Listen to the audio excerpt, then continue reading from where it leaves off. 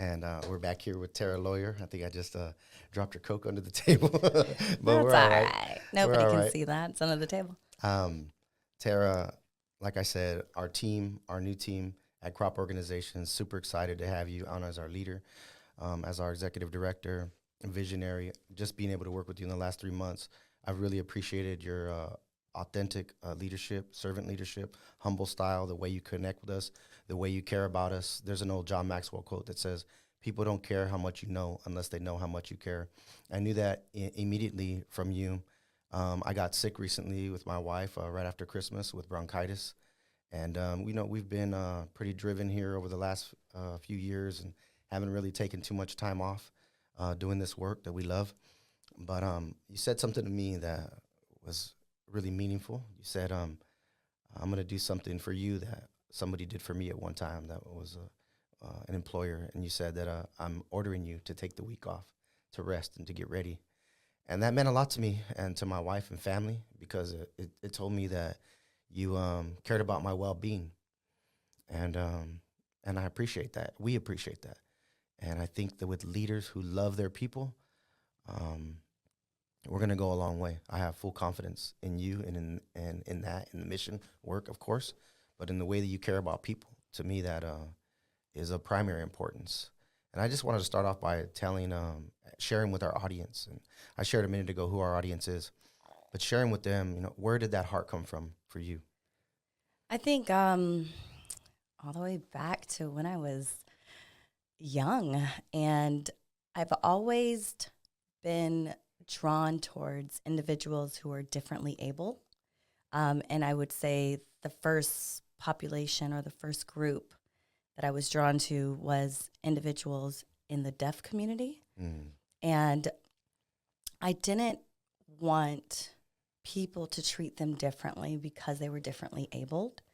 And so I wanted to connect with them. Yeah. So I began doing classes for American Sign Language and found that it's less about putting people who are different from you over there or ostracizing them, but finding a way to create a bridge to connect to them. Yeah.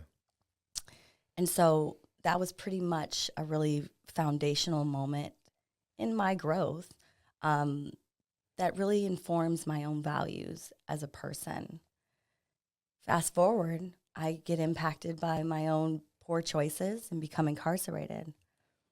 And less about looking at others incarcerated with me and doing what normally people do, which is sort of create a hierarchy of social classes and they are them or by race or by class or by education.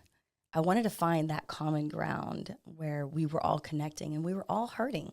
Mm-hmm. We all made a choice that we were living in the consequences, and I'm pretty much confident throughout my 15 years of understanding now that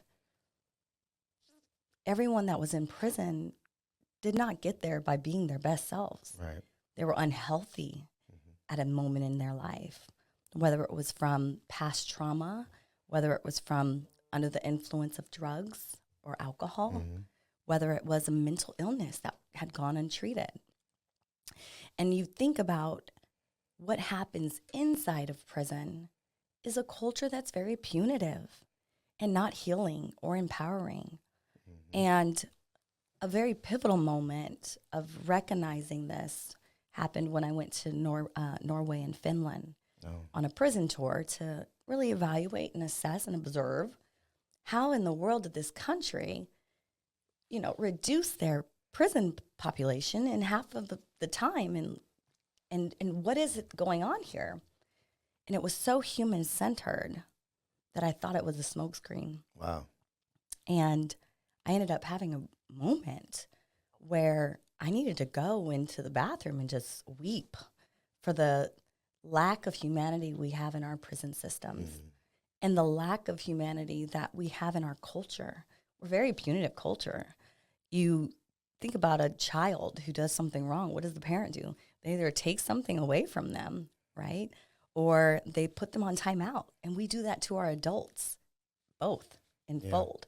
And I think about the investment in people and how many of the people that were in prison did not have someone investing in them, Mm-hmm. right? And yet, after a certain age, when you become an adult, there's a lot less interested parties willing to invest in you for success. Yeah. And that's got to change. How are we going to advance as a species if we do not pull and carry each other forward with true forms of equity principles and equal access to the services that are specific to their needs? So you ask me, why do I have this approach? It's because you have to be good to yourself and to others. You have to be kind to yourself and to others. The same expectation that you have to double it. You can't let others' outward facing circumstances dictate who you're going to be in character. You have to represent that character on the road when you experience a really poor driver or road rage. It has to be incorporated in every aspect of your life, professionally and, through leisure time activities. And I truly believe, specifically, as a formerly incarcerated professional who served 15 years inside, where all the job assignments inside of prison pay you pennies to work for hours, and there are no sick days. There are no vacation days. You will be punished if you don't show up to work. This strong consideration informs my work that formerly incarcerated professionals do not know how to take care of themselves in this real professional world, right? This modern professional society. And so how do we change the workplace to encourage health and wellness, self-care, self-reflection, mental health wellness as well? We have to revolutionize it. And again, right, we just talked about, I think it was Norway or Finland, one of those are testing the 4-day workday. Right now, that might be daring. We have a lot more work to do here in America before we can explore that. I like the way you think. But in all honesty, we have to really look at how we are meeting people where they're at. Right. And it's going to take time, but little bit by little bit, we're going to advance this. So that's my approach. Yeah. And there's couple things that stick out to me by you sharing that.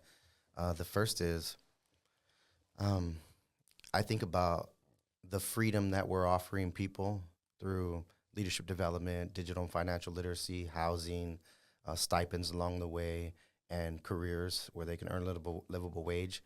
That's a form of freedom.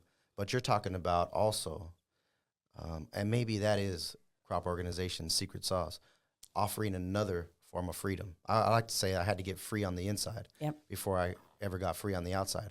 You're talking about offering a mindset where you live as a natural expression of who you are, caring about yourself and caring about others. Sadly, a lot of people don't live their lives that way. It's certainly not the prison system's model, which is, the punishment model versus the investing model. It's a reactionary. It's a reactionary approach, and when a person begins to live caring for themselves and caring for others as a natural expression of who they are, right? There's a new type of freedom that you seem to exude, experience, and that is a result of living that way. It's so empowering, and that's really even more special than the jobs or the digital and financial literacy in some ways. It's priceless. It's priceless. It's just like our time, right? It can only be spent. It cannot be kept. And I think it can only be given away, right? Now, one thing that I love to sort of do in an exercise when I'm teaching is the concept of money and power. And if you had all the money in the world, right, What would you do with it? There's an underlining philosophy. Even if you had all the power in the world, what would you do with it? It comes down to the freedom of choice. And that's what we need to be empowering people with, is more freedom in their choices. Mm-hmm. Instead of limiting them in a box and saying, this is how you need to be, this is how you need to perform, we need to expand their horizons by creating more resources and more opportunities for their selection to be more specific to, that internal rewards. And then they will perform in such a way that makes them stars in their own life. Yeah. We don't see that much. We see you're limited to entry-level jobs. You're limited into getting a higher education. Restrictions on this, restrictions on that. Licensures are limited, and a variety of different other things. When we open up a door, we're just creating more freedoms and choices people can make for themselves. Yeah. I like to share in my reentry story. I went to 30 different apartment complexes, and they said, do you have 2 years of renter history? Do you have a year of pay stubs? Are you a felon? And do you have a 640 credit score above? I had none of that. Someone had stolen my identity, had a terrible score, and didn't have those things. So they pretty much said, well, you pretty much shouldn't even fill out the paperwork because you're going to be denied. So what do? I'm out here with a job, nearly having a master's degree, and ready to work, ready to thrive, ready to be a responsible citizen, but I can't find a place to live. So that ties into the next quote. I wrote down something that you shared recently. You shared that you're honored and excited to work alongside my team at CROP to provide our justice-involved brothers and sisters with new opportunities to engage in meaningful, livable wage work and thrive within the community. Terah, why is it important for you? You were doing great at Impact Justice. Amazing visionary idea. When I first heard it, I'm like, oh, that's happening, right? It's amazing for family members to offer a room to people first getting out. And I think the public would think, oh, that's dangerous. But you think, no, it's safe. It's awesome. It's beautiful. And then to come over here and take on this, gargantuan effort at CROP, why is it important for you to help people get that, like Ken shared earlier, that holistic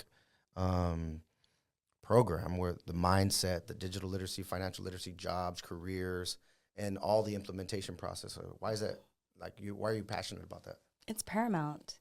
It makes our communities safer.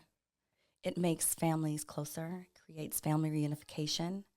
It creates a pathway into more success for the community beyond the person that's formerly incarcerated. You talk about the ripple effect of crime. This is the ripple effect of amends. This is how we repair our communities. Yeah. This is how the voices of those who have been impacted by their own poor choices and incarceration can give back to the communities that are still struggling with crime. Yeah. This is where they can speak to the youth that are at risk and say, do not make that choice.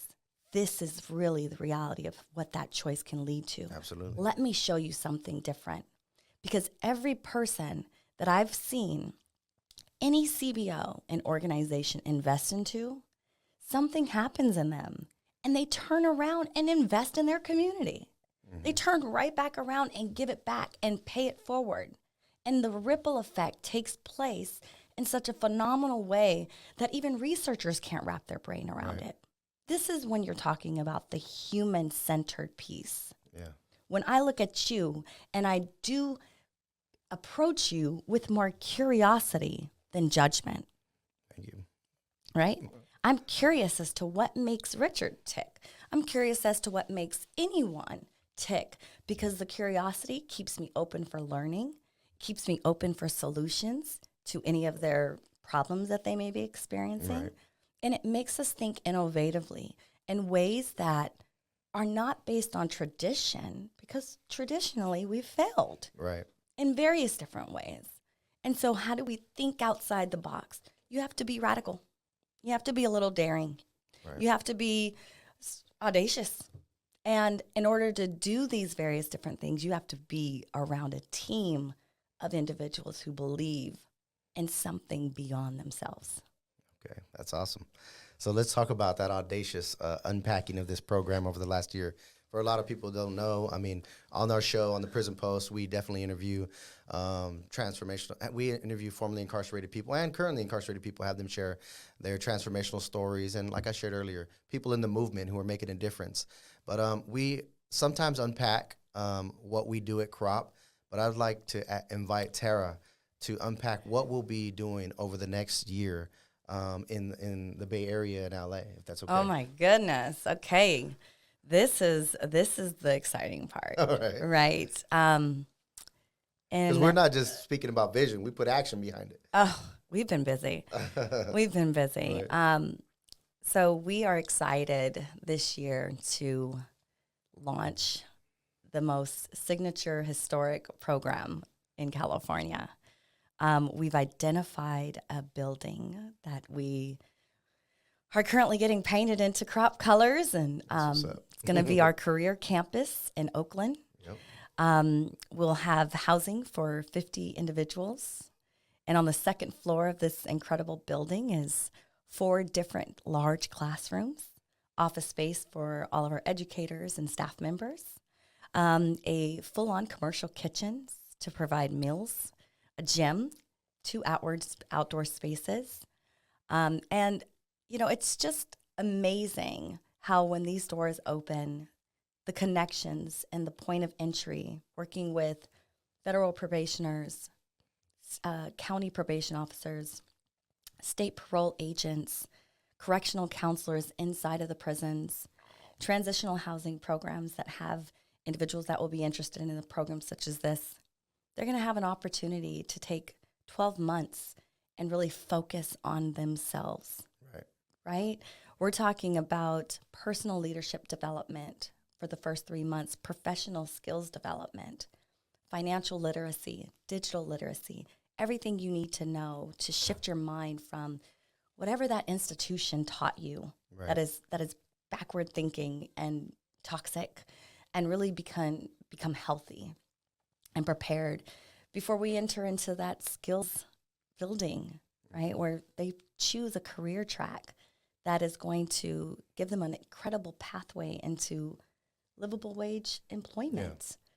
Before we lead them on to housing for life, and that permanent housing piece, working with a lot of property management companies and apartment complexes and housing affordability and HUD, and the menu is going to be wide and large so that we can have something specific for each person. I say this all the time. The only thing in common formerly incarcerated people have is that we're formerly incarcerated. My circumstances are unique. Your circumstances are unique. I cannot ever give someone a cookie cutter approach towards reentry. That's not going to serve them. I don't want to give them services that don't apply to them when that could be used for someone in need. I want us to find a way to set up a model that people can navigate through it with the freedom of choice. Right. That's awesome. Terah, maybe the 30-second to a minute versions of what do you mean, right? They're generalizations: digital literacy, financial literacy, career training.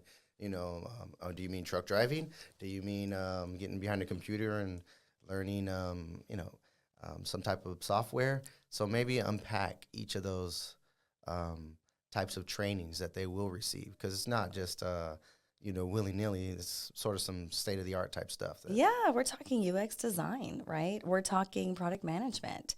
We're talking the current industry trends in the tech sector for individuals that need these certifications. Our entire associates and leaders will be getting that.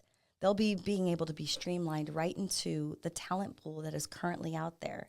Right. And we're thinking really creatively about how do we bring on some of the efforts that Ken just mentioned earlier about fair chance hiring practices with our employer development and educating them on DEI and how do you work with the population and how do you incorporate them in. We're thinking of every various different way to incentivize employers to choose our pool of talent who oftentimes gets pushed in the back of the line, to bring them forward and give them a chance, because studies show formerly incarcerated employees are some of the hardest working employees.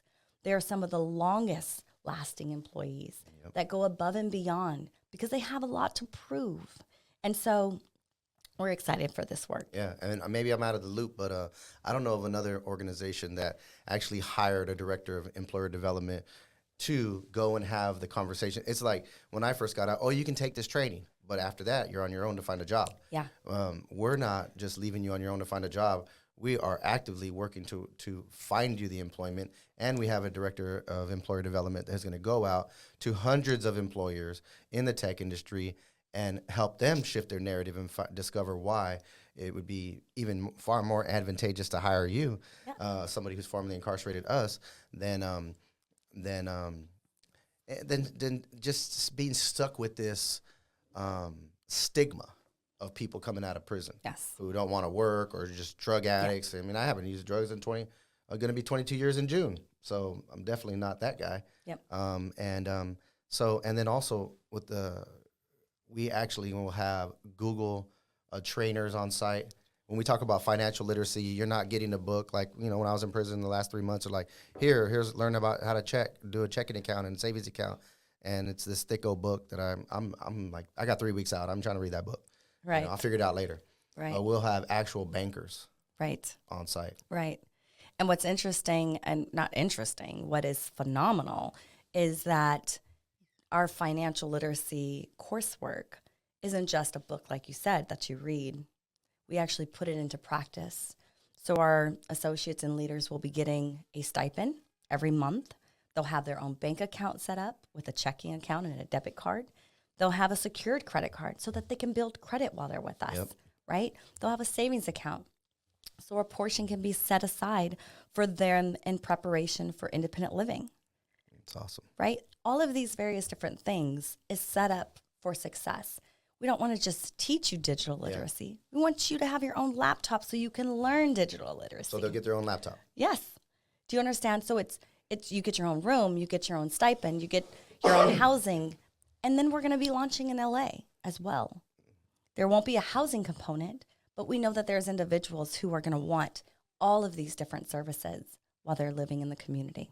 That's awesome. And that's a 3-year vision? This is 3 years, 4 years, 5 years, 10 years, 20 years. What are some of your ideas for 5 years, 10 years down the line for CROP and people coming out? Yep. So one of the things is we envision a data analytics platform that is going to connect all of the reentry service providers with the California Department of Corrections, the county probation offices, and make sure that no one falls through the cracks so that we can really look at this data and aggregate it properly. It's currently skewed. It's reported, it's siloed. It's reported really haphazardly and to our own detriment. This is why we have encampments in Los Angeles, encampments in Oakland. If you're formerly incarcerated, you're 10 times more likely to become homeless. We've seen it time and time again.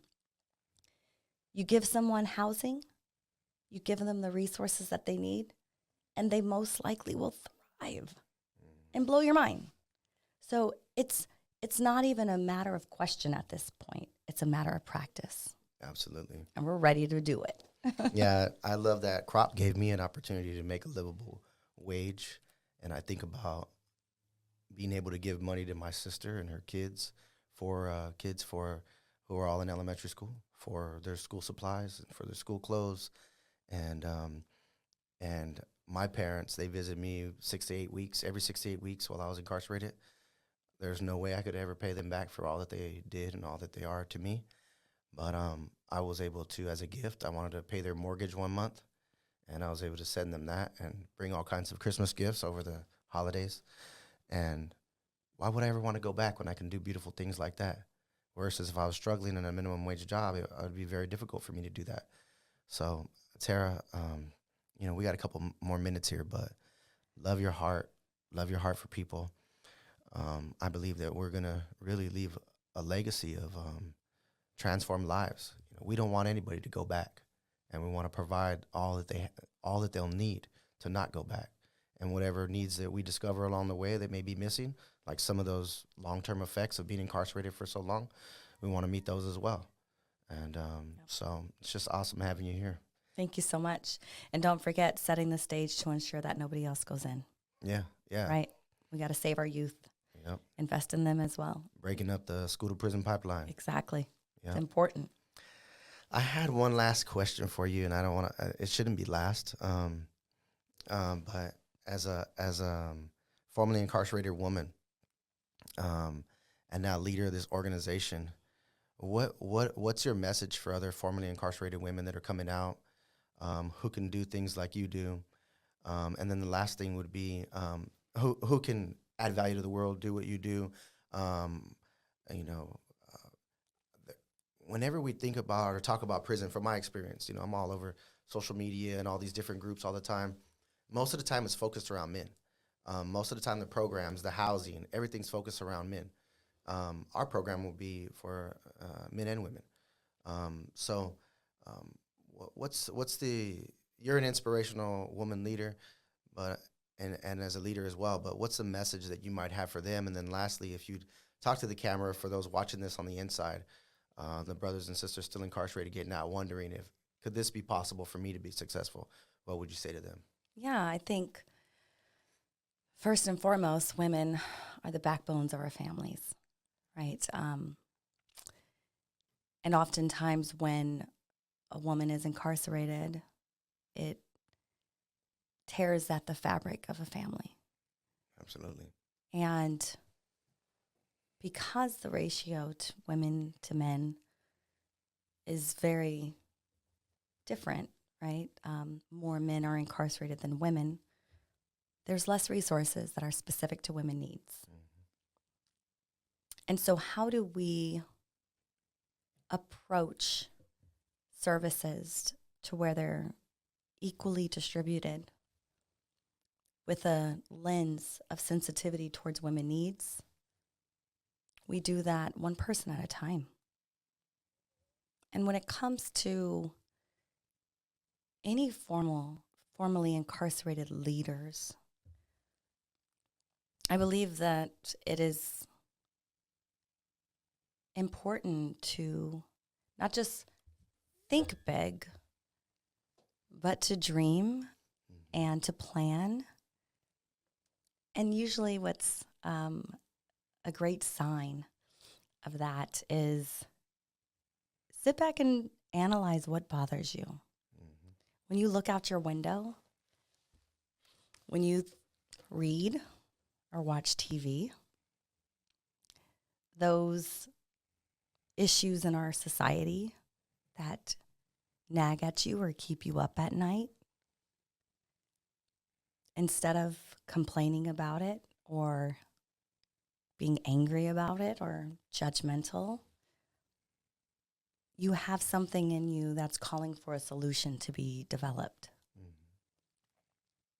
And once that solution, no matter how crazy and ridiculous it is, you don't stop talking about that solution until you find the people aligned with that particular mission to come on board. Because mission-aligned people find each other. And that's how CROP found me and I found CROP. That's right. Is we were mission-aligned. And I encourage all formerly incarcerated people to do the same, to lead your heart's work forward. Mm-hmm. Find your mission and find your people. Find your mission, find your people. Yep. Thank you. Thank you for being on the Prison Post, Terah. Look forward to having you again in the future. It's been an honor. I look forward to your leadership and to the way we're going to transform lives and new communities. I appreciate you, Richard. So this has been another episode of the Prison Post. You can find us on all of your podcasting platforms. We're there. And also on YouTube. Please leave us a like. Hit that red subscribe button. And if you know somebody who's like us and wants to be a guest, or you're making a difference in these fields, reach out to me. Give me a call. You can find us and reach out to us at croporganization.org on our website. Hit that contact page. If you'd like to support our work, hit the donate button. It takes a lot of work, takes a lot of effort, and it takes a lot of funding. So thank you for joining us. Thank you for listening to The Prison Post, a production of the CROP Organization. We'll be sharing more stories from the world of prison reform and restorative justice, so please join us. You can listen to The Prison Post on all major podcasting platforms. Subscribe to our video cast on YouTube and like us on Facebook at The Prison Post and at Creating Restorative Opportunities and Programs.